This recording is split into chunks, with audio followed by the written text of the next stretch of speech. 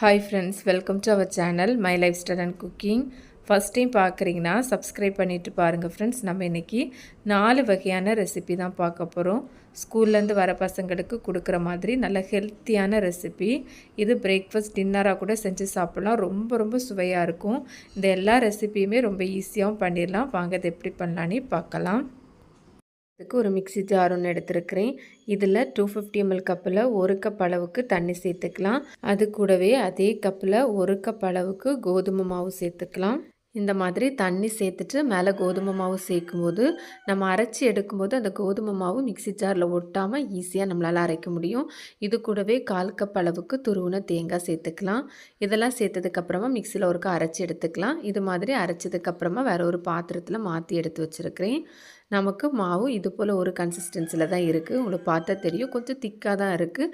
நம்ம இதில் இன்னும் வெள்ளை தண்ணிலாம் சேர்ப்போம். இப்போ நமக்கு கரெக்டாகி வந்துடும். இப்போ இது இருக்கட்டும். அடுத்ததாக ஸ்டவ்வில் ஒரு கடாய் ஒன்று எடுத்து வச்சுருக்கிறேன். இதில் 1 டேபிள் ஸ்பூன் போல் எண்ணெய் சேர்த்துருக்கிறேன். எண்ணெய் நல்லா சூடானதுக்கப்புறமா ஒரு 2 டேபிள் ஸ்பூன் போல் தேங்காவை இது போல் சின்ன சின்ன பீசஸாக கட் பண்ணி சேர்த்துருக்கிறேன். அந்த எண்ணெயிலேயே நம்ம அந்த தேங்காவை நல்லா வறுத்தெடுக்கணும். நல்லா ஒரு கோல்டன் கலருக்கு மாறி வரணும். இதில் சேர்த்துருக்கிற எண்ணெய்க்கு பதிலாக நீங்கள் நெய் கூட சேர்த்துக்கலாம். தேங்காய் துண்டுகள்லாம் சேர்க்க விருப்பம் இல்லைன்னா அதுக்கு பதிலாக முந்திரி பருப்பு கூட சின்னதாக கட் பண்ணி சேர்த்து வறுத்தெடுத்துக்கலாம். இது போல் தேங்காய்லாம் நல்லா ஒரு கோல்டன் கலருக்கு நிறம் மாறி வறுபட்டதும் ஸ்டவ் ஆஃப் பண்ணிடுங்க. ஆஃப் பண்ணிவிட்டு ஒரு டீஸ்பூன் போல் எள்ளு சேர்த்துருக்கிறேன். சேர்த்து நல்லா ஒருக்கா கலந்து எடுத்ததும் நம்ம இதை வேற ஒரு பாத்திரத்துக்கு மாற்றி எடுத்துக்கலாம். நான் இங்கே மாற்றி எடுத்து வச்சுருக்கிறேன். அடுத்ததாக ஸ்டவ்வில் ஒரு பாத்திரம் எடுத்து வச்சுருக்கிறேன். இதில் 3/4 கப் அளவுக்கு வெல்லம் சேர்த்துக்கலாம். கூடவே 1/2 கப் அளவு தண்ணி சேர்த்து நம்ம இதை நல்லா கரைச்சி எடுத்துக்கலாம். வெல்லம் இது போல் நல்லா கரைஞ்சதும் நான் ஃபில்ட்ரு பண்ணிவிட்டு அதே சேம் பாத்திரத்தில் மாற்றி எடுத்துருக்கிறேன். அப்போ தான் நமக்கு நல்லா சூடாகி வந்ததும் நமக்கு மிக்ஸ் பண்ணி எடுக்கிறதுக்கு ஈஸியாக இருக்கும். வெள்ளை தண்ணி நமக்கு இது போல் நல்லா கொதிக்கணும். இது மாதிரி நல்லா கொதித்ததும் நம்ம வந்து ஸ்டவ் ஆஃப் பண்ணிடலாம். ஆஃப் பண்ணிவிட்டு அந்த சூட்டோடே நம்ம ஏற்கனவே கோதுமை மாவு அரைச்சி ஒரு பாத்திரத்தில் மாற்றி வச்சுருக்கோம்ல, அதில் சேர்த்துக்கலாம். இது ஒரு முக்கியமான ஸ்டெப். கண்டிப்பாக அந்த ஸ்டவ் ஆஃப் பண்ணி உடனே அந்த சூட்டோடு நம்ம இந்த மாதிரி சேர்த்துக்கணும். நமக்கு இப்போ வெள்ளை தண்ணி நல்லா சூடாக இருக்குது. அந்த சூட்டில் மாவு கெட்டியாகிறதுக்கு சான்ஸ் இருக்குது. இது மாதிரி ஒரு கையை வச்சு நம்ம வந்து வெள்ளை தண்ணி சேர்த்துட்டு மறு கையை வச்சு நல்லா கலந்து எடுத்துக்கோங்க. இது மாதிரி நல்லா கலந்து எடுத்ததுக்கப்புறமா இது கூடவே 2 பிஞ்சு போல் உப்பு, 1/2 டீஸ்பூன் அளவுக்கு ஏலக்காய் பொடி சேர்த்துருக்கிறேன். சேர்த்து நல்லா கலந்து எடுத்துக்கோங்க. நீங்கள் முழு ஏலக்காவாக சேர்க்குறதா இருந்தால் நம்ம கோதுமை மாவு தண்ணி சேர்த்து அரைச்சி எடுத்தோம்ல, அந்த டைமில் சேர்த்து அரைச்சி எடுத்துக்கோங்க. இது கூடவே நம்ம எண்ணெயில் வறுத்து வச்சுருந்தோம்ல தேங்காய் துண்டு, எள்ளு இதை வந்து நம்ம இதில் சேர்த்துக்கலாம். ஃபுல்லாக சேர்க்க வேண்டாம். ஒரு 3/4 பகுதி மட்டும் சேர்த்து கலந்து எடுத்துக்கோங்க. ஒரு 1/4 பகுதி வச்சுக்கோங்க. கூடவே ஒரு 2 பிஞ்ச் போல் பேக்கிங் சோடா சேர்த்துக்கலாம்.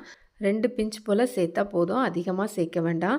நிறைய பேர் கேட்பீங்க பேக்கிங் சோடா போடாமல் செய்யலாமான்னு. நம்ம பேக்கிங் சோடா சேர்க்கும்போது நல்ல சாஃப்டாக இருக்கும். நீங்கள் சேர்க்காமல் செஞ்சிங்கன்னா டேஸ்ட்லாம் அதே மாதிரி தான் இருக்கும்.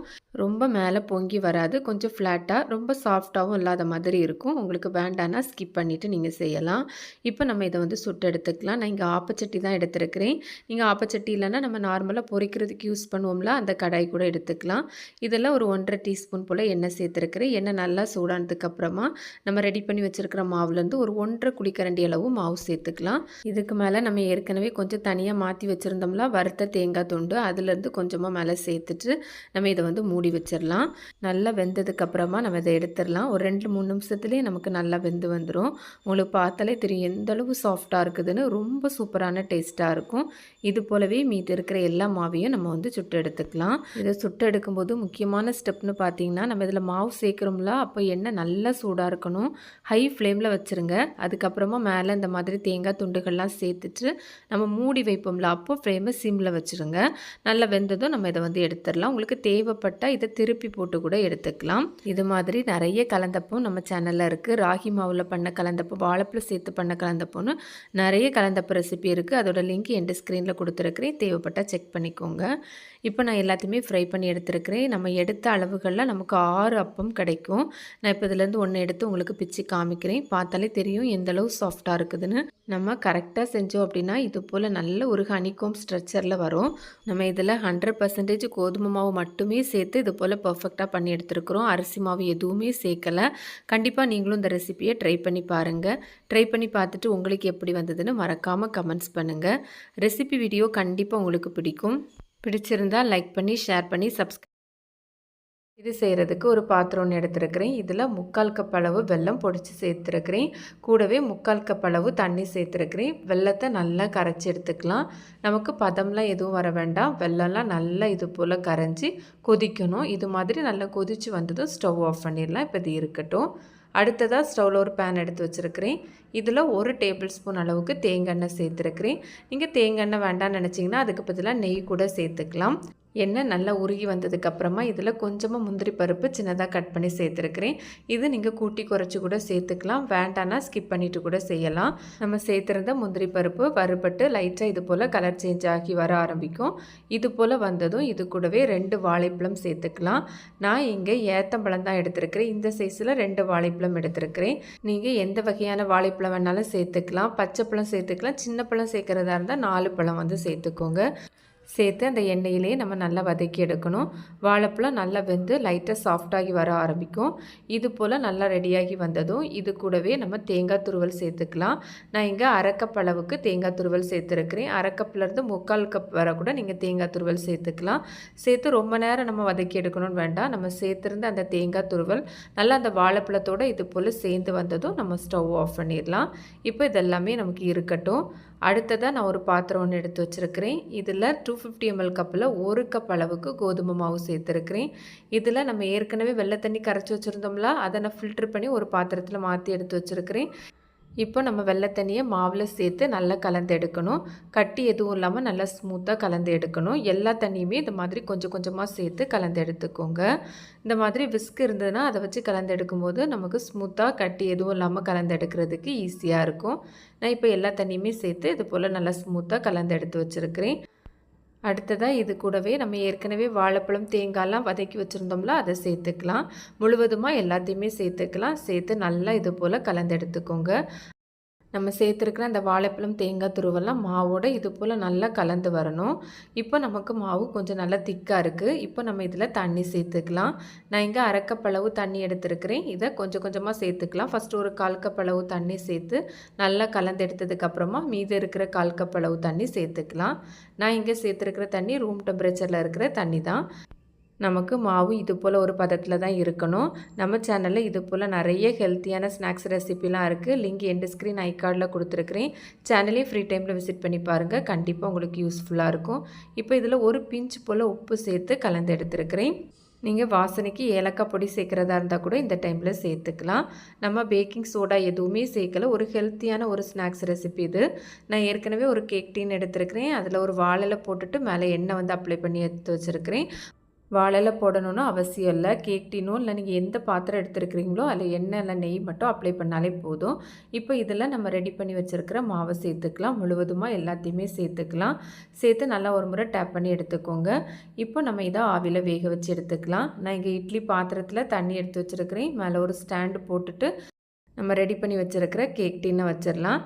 தண்ணி நல்லா கொதிச்சதுக்கப்புறமா தான் இந்த பாத்திரத்தை வைக்கணும். இப்போ இதை மூடி வச்சு ஆவியில் வேக வச்சு எடுத்துக்கலாம். மீடியம் ஃப்ளேமில் ஒரு 20 நிமிஷம் வச்சாலே போதும், நல்லா வெந்து வந்துடும்.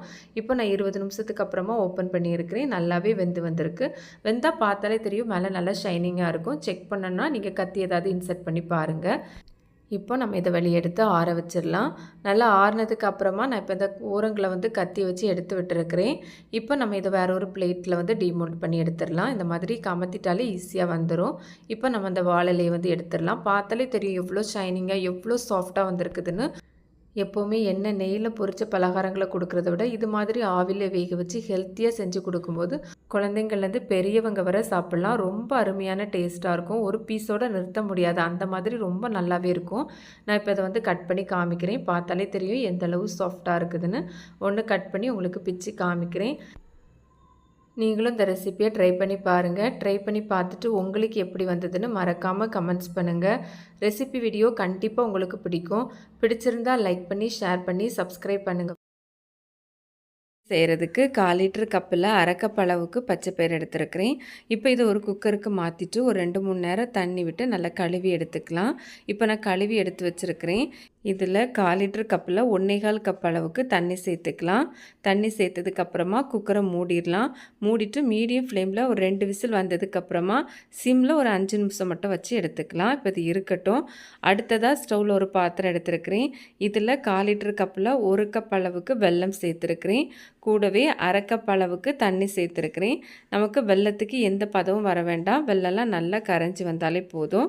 இது போல் வெல்லம் நல்லா கரைஞ்சி கொதிக்க ஆரம்பித்ததும் நம்ம ஸ்டவ் ஆஃப் பண்ணிடலாம். இப்போ இதெல்லாம் இருக்கட்டும். குக்கர் விசில் வந்ததுக்கப்புறமா ஸ்டவ் ஆஃப் பண்ணிவிட்டு இப்போ நல்லா ப்ரெஷர்லாம் போனதுக்கப்புறமா ஓப்பன் பண்ணியிருக்கிறேன். நமக்கு பச்சை பயிரெல்லாம் நல்லாவே வெந்து வந்துட்டு உங்களுக்கு பார்த்தாலே தெரியும். பச்சை பயிறு இது போல் நமக்கு நல்லா வெந்து வரணும்.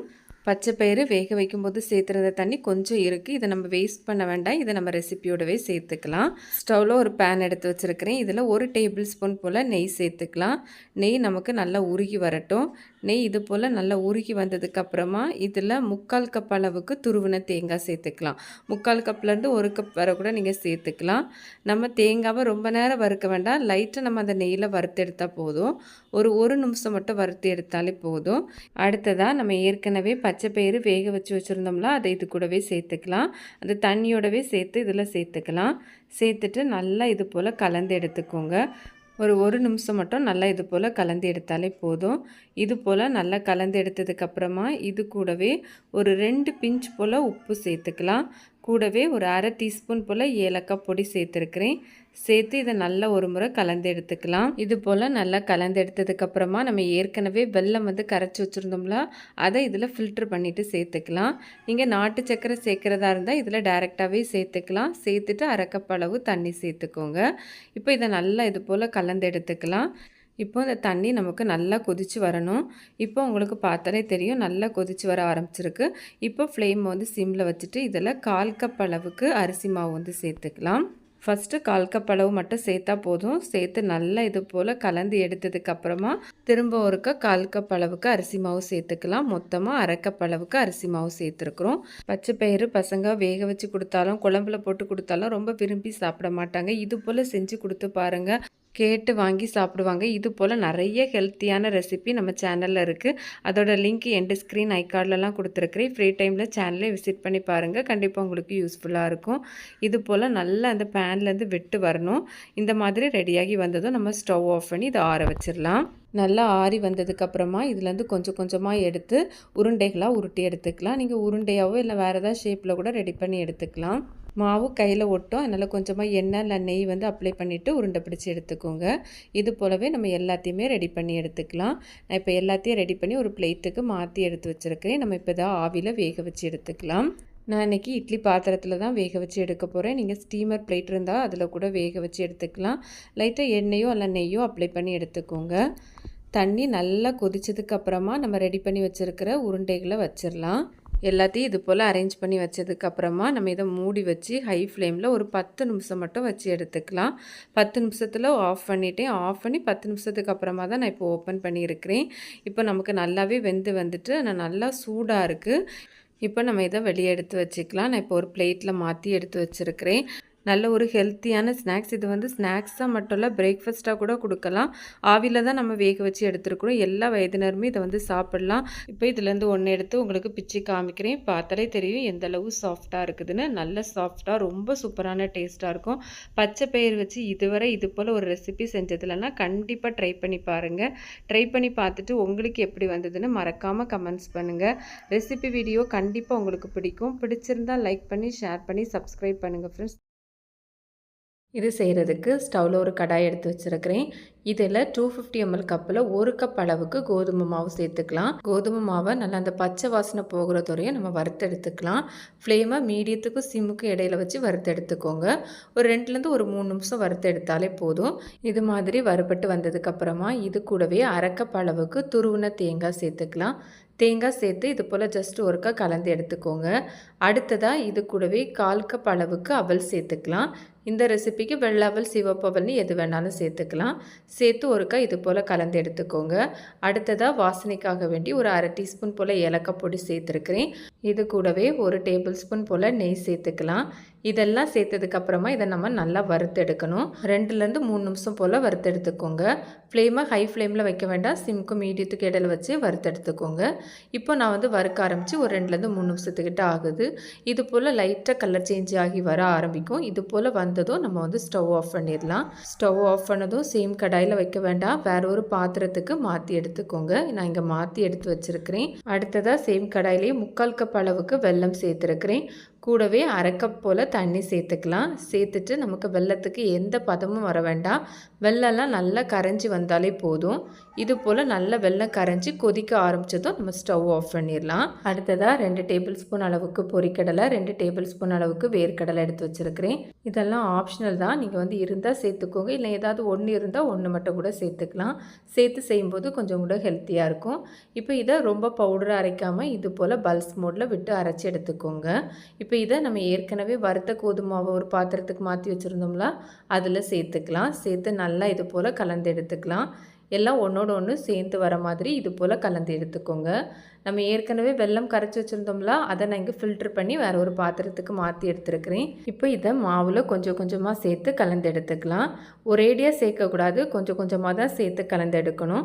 நமக்கு இப்போ வெள்ளை தண்ணி நல்லா சூடாக தான் இருக்குது, அதனால் ஃபஸ்ட்டு கரண்டி வச்சு நல்லா கலந்து எடுத்துக்கோங்க. தேவைக்கு வெள்ளை தண்ணி சேர்த்து கலந்து எடுத்ததுக்கப்புறமா கையை வச்சு பிசைஞ்சு எடுத்துக்கலாம். இது போல் நிறைய வெரைட்டியான ஹெல்த்தியான ஸ்நாக்ஸ் ரெசிபி நம்ம சேனலில் இருக்குது. அதோட லிங்க் என்ட்டு ஸ்க்ரீன் ஐகார்ட்லலாம் கொடுத்துருக்குறேன். ஃப்ரீ டைமில் சேனலே விசிட் பண்ணி பாருங்கள், கண்டிப்பாக உங்களுக்கு யூஸ்ஃபுல்லாக இருக்கும். நமக்கு கொழுக்கட்டை மாதிரி பிடிச்சி எடுக்கிறதுக்கு நமக்கு கரெக்டான கன்சிஸ்டன்சியாக இருக்கணும். அது வரையும் நம்ம வெள்ளை தண்ணி சேர்த்து கலந்து எடுத்து இது போல் ஒரு பதத்துக்கு ரெடி பண்ணி எடுத்துக்கோங்க. எனக்கு நம்ம எடுத்த வெள்ளை தண்ணியில் ஒரு 1.5 டேபிள் ஸ்பூன் போல் மீதி வந்திருக்கு. இப்போ இதிலேருந்து கொஞ்சம் கொஞ்சமாக மாவு எடுத்து இதை உருட்டி எடுத்துக்கலாம். இதை உருண்டை மாதிரி பிடிச்சோ இல்லைனா கொழுக்கட்டை மாதிரி ஷேப்லேயோ ரெடி பண்ணி எடுத்துக்கலாம். நான் இது போல் உருண்டையாக உருட்டிட்டு மறுக்கையை வச்சு ப்ரெஸ் பண்ணி இது போல் ஒரு ஷேப்புக்கு ரெடி பண்ணி எடுத்து வச்சுருக்கிறேன். இது போலவே நம்ம எல்லாத்தையுமே ரெடி பண்ணி எடுத்துடலாம். ரொம்ப ஈஸியாக வீட்டில் இருக்கக்கூடிய பொருள் வச்சு டக்குன்னு செஞ்சிடலாம். நாங்கள் அடிக்கடி இந்த ஸ்நாக்ஸ் செய்வோம், கண்டிப்பாக நீங்களும் ட்ரை பண்ணி பாருங்கள். ரொம்ப ஈஸியான ஒரு கோதுமை கொழுக்கட்டை. நான் இங்கே ஸ்டீமர் பிளேட் எடுத்துருக்கிறேன். அதுக்கு மேலே வாழையில போட்டு எண்ணெய் தடவி வச்சுருக்கிறேன். வாழையில போடணும்னு கட்டாயம் இல்லை, லைட்டாக எண்ணெயோ நெய்யோ தடவி எடுத்துக்கலாம். அதை மாதிரி இட்லி பிளேட்டில் கூட வேக வச்சு எடுத்துக்கலாம். எண்ணெய் தடவியோ இல்லைனா துணி போட்டோ வேக வச்சு எடுத்துக்கலாம். நம்ம இப்போ இது எல்லாத்தையுமே ஆவியில் வேக வச்சு எடுத்துக்கலாம். நான் இங்கே இட்லி பாத்திரத்தில் தண்ணி வச்சுருக்கிறேன். அதுக்கு மேலே ஸ்டாண்டு போட்டு இட்லி பிளேட்டில் கொஞ்சம் எடுத்து வச்சுருக்கிறேன், கொஞ்சம் அதுக்கு மேலே ஸ்டீமர் பிளேட்டில் எடுத்து வச்சுருக்கிறேன். எல்லாத்தையும் சேர்த்து மொத்தமாக கூட ஒரே பிளேட்டில் வச்சு வேக வச்சு எடுத்துக்கலாம். தண்ணியெலாம் நல்லா கொதிச்சதுக்கு அப்புறமா தான் நம்ம இந்த பிளேட்டெல்லாம் வைக்கணும். இப்போ நம்ம மூடி வச்சு ஒரு 10 நிமிஷம் மட்டும் வேக வச்சாலே போதும். நம்ம எடுத்துருக்கிற அளவுகளில் இந்த சைஸில் ஒரு 10 கொழுக்கட்டை கிடைக்கும். இப்போ 10 நிமிஷத்துக்கு அப்புறமா ஓப்பன் பண்ணியிருக்கிறேன். ரொம்ப ரொம்ப ஹெல்த்தியான ஒரு கோதுமை கொழுக்கட்டை, ரொம்ப ஈஸியாக வீட்டில் இருக்கக்கூடிய பொருள் வச்சு ரொம்ப ஹெல்த்தியாக ரெடி பண்ணி எடுத்துருக்குறோம்.